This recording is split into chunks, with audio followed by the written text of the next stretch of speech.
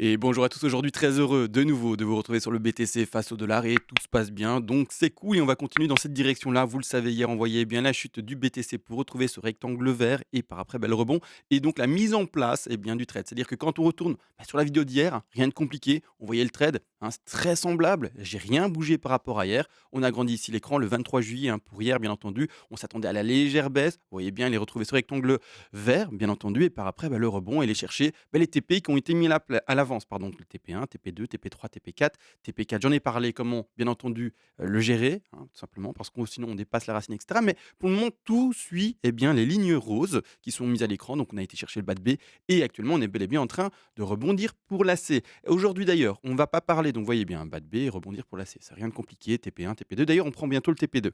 TP1, pardon. D'ailleurs, également aujourd'hui, ce qu'on ne va pas faire. Donc aujourd'hui, je ne vais pas passer en délit. D'accord? Je montre vite fait ce qu'on va pas faire et on va pas parler en fait du rebond qu'on a retrouvé aux 24 000 pour après bien chuter. Donc le plan, vous le voyez ici dans ce rectangle rouge. Je vais mettre un peu maintenant en avance. Ça, on va pas travailler. On va pas travailler les grands degrés. On va vraiment aller sur le petit. Donc le rebond et puis le crash entre guillemets, le nouveau crash qui devrait arriver. On n'en parle pas. Ça, on l'a fait précédemment et on le voit depuis le 15 juillet. C'est-à-dire le rebond parce qu'à ce moment-là, on est aux alentours des 20 800 dollars.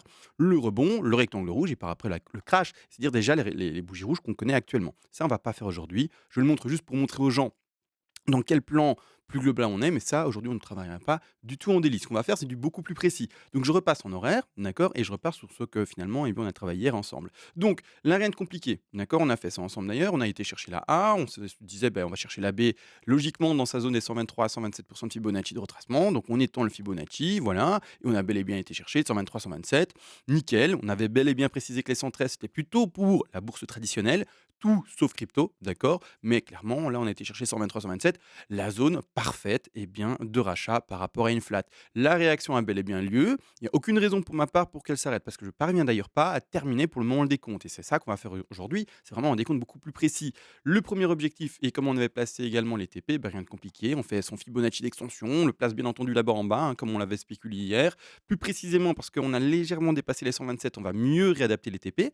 Et d'ailleurs, premier TP de toucher, pour ceux qui font vraiment du trading, vous deviez adapter vos TP par rapport au vrai mouvement, pas par rapport à quelqu'un qui a fait tout le travail à l'avance sans avoir même encore les bougies avec le réel bas. Là, tout ça, c'est fait à l'avance. Il n'y a encore rien à l'écran. Là, vous, en trading, pour vos TP, c'est important de comprendre que vous devez les réadapter par rapport à ce qui s'est vraiment passé. Et ce qui s'est vraiment passé par rapport au rebond, c'est que le bas, ici, a légèrement dépassé les 127 de Fibonacci de retracement. Et donc, vous réadaptez, bien entendu, vos Fibonacci d'extension. De cette manière-là, le premier TP a été touché. Donc c'est fait en fait, c'est un trade gagnant. Votre stop loss qui est normalement là-bas en dessous également, alors je prends vite un stop, enfin je symbolise un stop, je ne sais pas où vous l'avez placé, peu importe. Là, je l'ai posé au hasard à 21 000, vous l'avez mis plus bas, plus haut, ce que vous voulez, ça c'est votre truc. Mais maintenant avec ce rebond et en plus premier TP de prix, vous devez au moins rentrer à votre point d'entrée, d'accord? Ou si vous êtes plus agressif, vous le mettez sous un gros niveau de support et par exemple celui-ci. Celui-ci n'est pas validé, d'accord? Il n'y a pas encore eu d'explosion pour refaire un nouveau plus haut par rapport au précédent. Donc il n'y a pas de niveau de support à ce niveau-là, d'accord? Le niveau de support, c'est le précédent, celui que je suis en train de mettre en évidence avec ma petite souris. Là, vous pouvez mettre maintenant votre stop loss pour les plus agressifs. Et encore, c'est pas si agressif que ça, parce qu'on a déjà pris le TP1 et on s'attend à prendre le TP2 et peut-être même le TP3. Donc c'est-à-dire, on a été maintenant aux alentours des 22 828. Il y a une résistance et on peut aller sans problème, c'est-à-dire par exemple à celui-ci, qui est d'ailleurs un peu plus bas parce qu'on doit réadapter je vous l'ai dit, les TP, mais aux 100 qui sont à pardon, 23 372 et un peu plus haut ici, les 123-127 qui sont aux alentours des 23 715. Donc là, pour le moment, c'est un très, très joli trade. Félicitations à ceux qui l'ont tenu, bien entendu. Également, ce que j'ai oublié de dire par rapport au trading, excusez-moi, là, c'est beaucoup de trading, mais c'est la méthodologie de trading la plus importante tout simplement, ceux qui n'ont pas de méthodologie, écoutez, c'est que même avant normalement et j'ai oublié de le dire hier, je suis vraiment désolé, d'accord? Maintenant heureusement, c'est un trade gagnant donc il y a pas de souci et donc c'est tout le monde est content. Mais n'empêche ici, avant même de prendre en fait le TP numéro 1, vous le savez pour les plus anciens, il y a le TP de sécu. En tout cas, c'est le TP que j'appelle de cette manière-là, c'est le TP si vous voulez 0.5. C'est-à-dire qu'en fait, vous devez mettre un tout petit TP, une toute petite zone de prise de bénéfice avant même les 61,8, vraiment beaucoup plus précocement au 38,2 voire même avant. Ça sert à couvrir les frais, si vous avez des frais à tenir, bien entendu. Ça sert également à diminuer votre exposition dans le cas où le cours ne faisait, par exemple, pas ce qu'il a fait maintenant, on se comprend bien, mais ne faisait, par exemple, que un léger rebond hasardeux, qui sait là-dessus, rebondit un peu et puis après chute. À ce moment-là, avec de la chance, vous auriez mis votre TP quelque part, peu importe, et vous serez peut-être touché par ce petit rebond. Vous aurez peut-être pris 10 de bénéfice, même pas, mais ça va pas et assurément couvrir normalement votre stop loss qui n'aura pas été déplacé, mais ça va diminuer l'exposition. L'objectif d'un trade, c'est d'abord gérer le risque, c'est d'abord gérer la perte, d'accord? Après, on pense au bénéfice.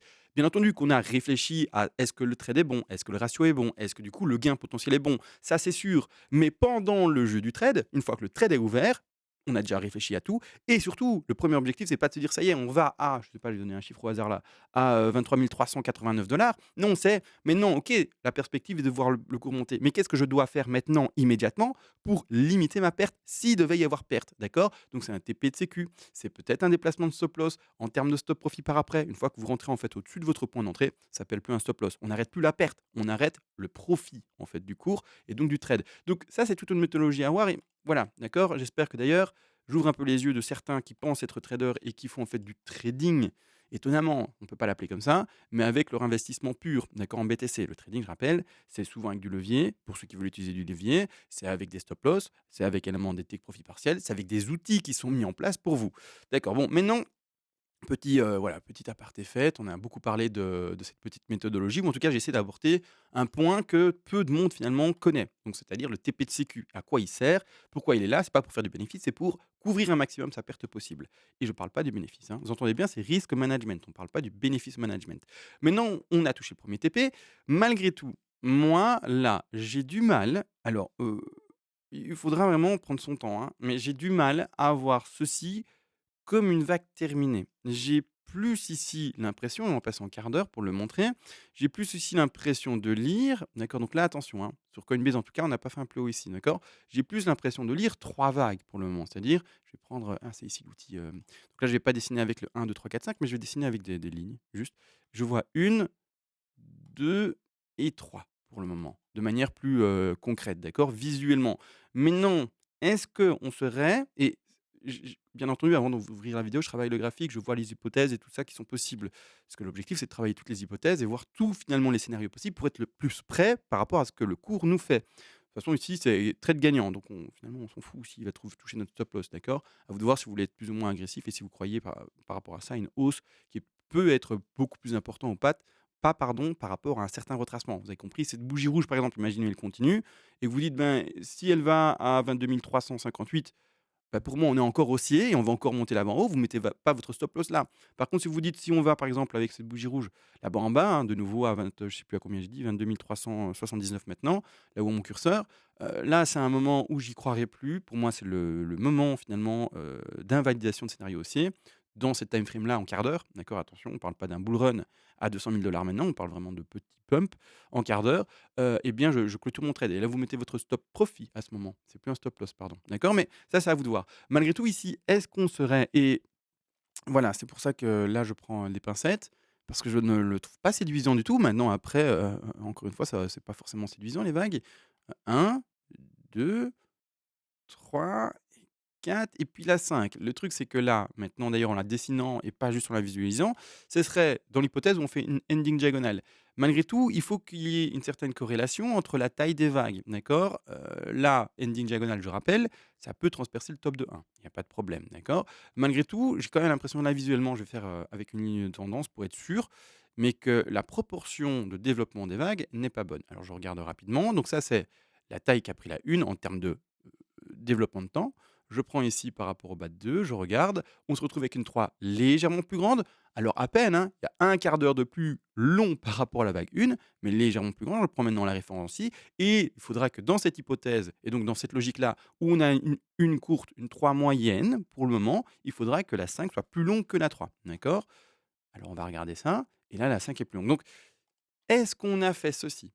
Une ending diagonale qui prend cette forme-ci, peut-être, d'accord? Maintenant, j'ai pas du tout envie de le certifier, d'accord? Il est beaucoup trop tôt et je laisserai le potentiel à mon BTC de monter, d'accord? Clairement, c'est pas la plus jolie ending diagonale, mais clairement pas. Donc, je laisse tout le potentiel au BTC de monter. On verra comment ça se passe. Au moment où je parle, il y a une bougie rouge, mais bon, elle est tellement petite que ça veut rien dire. Une bougie verte, pardon, mais ça veut rien dire. Et aujourd'hui, je suis extrêmement distrait. Durant l'enregistrement, j'ai oublié de vous remercier pour les donations et pour les donateurs. Vous le savez, quand vous faites une donation à la chaîne, ça permet premièrement d'aider en fait le travail, le temps que j'investis ici sur YouTube avec vous. Et c'est-à-dire que quand vous faites une donation, vous pouvez recevoir bien entendu le PDF qui est en train de se dérouler maintenant. Et contre les donations les plus importantes, vous pouvez recevoir le PDF ou voire même également demander une analyse en particulier, c'est-à-dire quelque chose qui va être enregistré pour vous sur l'actif spéculatif de votre choix, crypto-monnaie ou pas d'ailleurs, actif beaucoup plus classique, c'est possible et je le ferai en vidéo pour vous, bien entendu, le plus rapidement possible. Maintenant que c'est dit et que ce que j'avais oublié a été fait,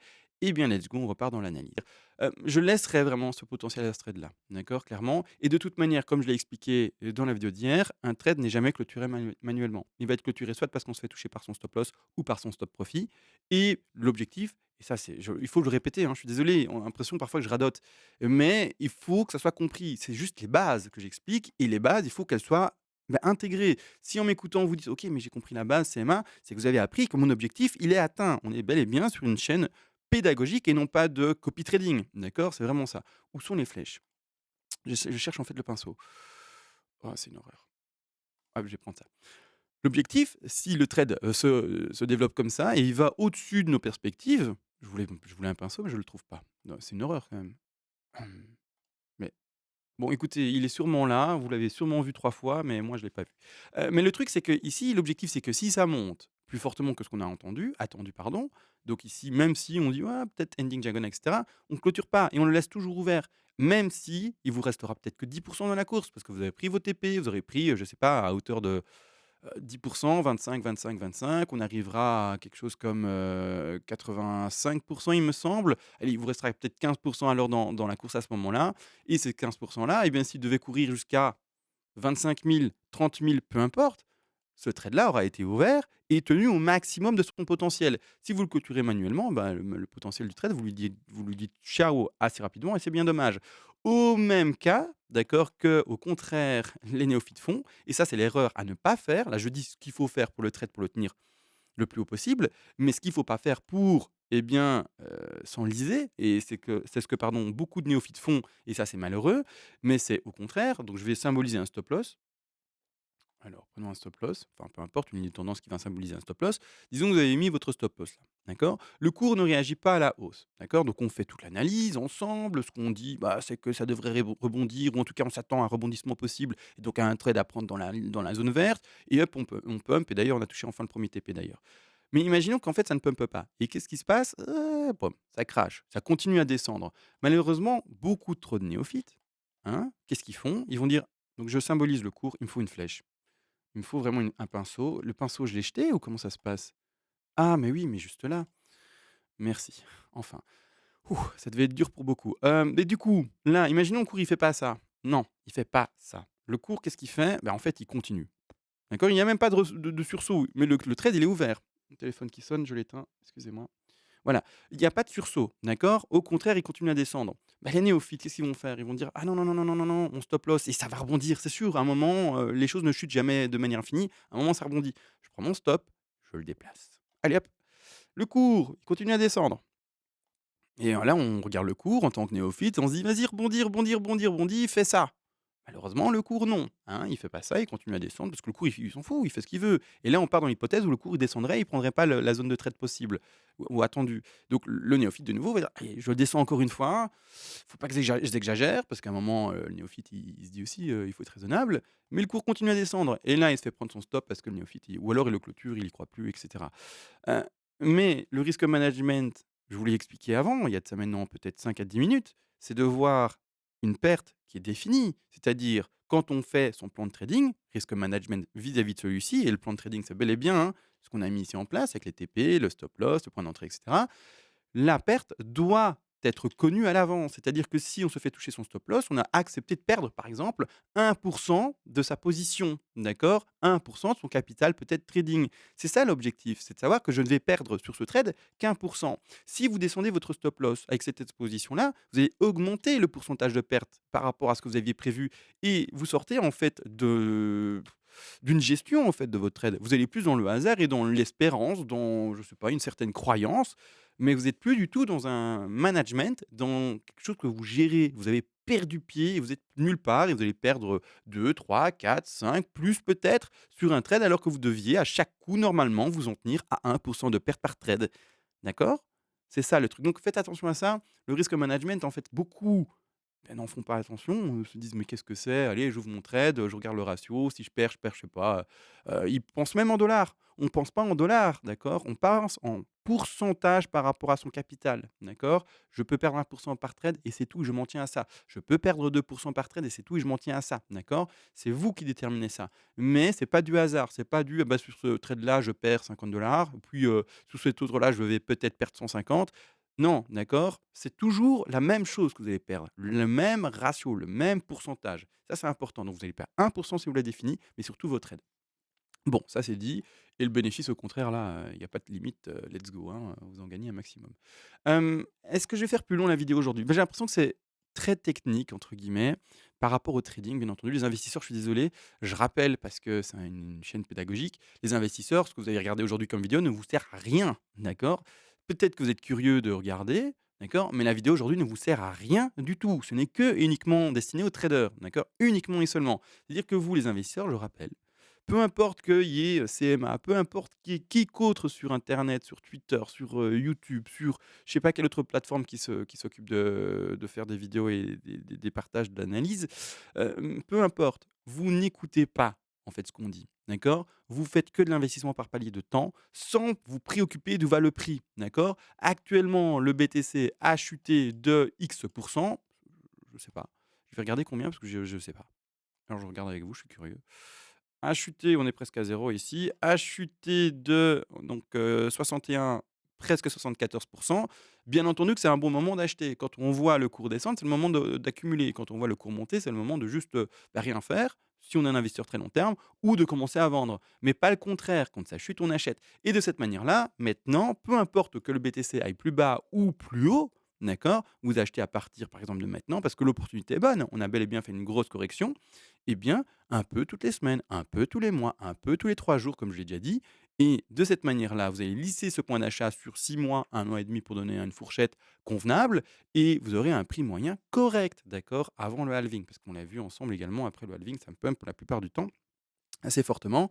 Pas immédiatement lors de la date du halving, hein, mais quelques semaines, 1 mois, 2 mois après, la tendance vraiment s'accélère logiquement par rapport à ce qu'on a vu historiquement et vous aurez un prix moyen qui est plus que convenable en rentrant doucement. Donc pas de FOMO, pas de j'achète direct parce que je crois que c'est le bottom. Non, allez-y doucement, il y a aucune précipitation. Le cours précédemment vous le montre. Il y a aucune précipitation à avoir, d'accord? C'est net. Il y a aucune précipitation à avoir si je vais sur le BLX pour le montrer. Excusez-moi là du coup, mais je tape sur la table vraiment pour faire comprendre, hein. Regardez bien, il y a aucune précipitation. Le bottom se dessine longtemps et on monte doucement. Après, boum, folie. Mais, vous le comprenez? D'accord? Et comme on expliquait, le halving, c'est là, d'accord? Et la chute a bel et bien duré 1 an et plus ici, 426 jours. Donc pour ceux qui ont un peu du mal à voir l'ampleur de ce crash-là, c'était un long crash, d'accord? Alors que maintenant on est seulement à 200 et quelques jours de crash. Là, on était sur déjà le double de ce qu'on connaît maintenant et la zone d'accumulation, elle est extrêmement longue. Donc pas de précipitation, pas de FOMO. Voilà, comme dit, ça a l'air de radoter, mais c'est tellement important de le dire qu'il faut le dire, d'accord? S'il y a quelqu'un qui passe sur la chaîne et qui est pas au courant, je veux que même s'il est seul, il l'apprenne et qu'il le sache. La zone d'accumulation va être énorme. T'inquiète pas, t'achètes un peu et tu auras un bon prix. Point. D'accord? Un peu de temps en temps. Un peu tout le temps d'ailleurs finalement. Et tu auras un bon prix. C'est tout. D'accord? C'est tout les investisseurs. Donc aujourd'hui, grosse vidéo de trader. Désolé pour les investisseurs. Finalement, je vous dis tout ce qu'il fallait savoir parce qu'il n'y a rien d'autre. C'est pas du tout difficile d'investir en fait. Un plan d'investissement, c'est ultra simple, mais tellement simple. Bref, il y a d'autres également plans d'investissement. D'ailleurs, j'en ai fait une vidéo. D'ailleurs, pour ceux qui sont curieux, voir tout ce qui est par rapport à l'investissement selon vos profils, etc. Parce que c'est beaucoup plus complet en vrai. Heu, mais un néophyte n'a pas besoin de savoir tous ces autres détails. Très simple, vous allez sur mes miniatures de vidéos YouTube, vous allez chercher les miniatures où il y a une petite Lamborghini rouge ou orange, je sais plus et là je parle d'investissement, beaucoup plus précis. Mais bon, à vous de faire votre petite recherche. J'ai pas fait tant de vidéos ces derniers mois, donc elle est facile à trouver dans la liste des vidéos. Sur ce, on va pas faire plus long. Finalement du blabla à la fin, surtout pour les plus anciens, qui savent tout ce que j'explique. On se retrouve normalement à demain et vous savez, je vais vous dire ciao.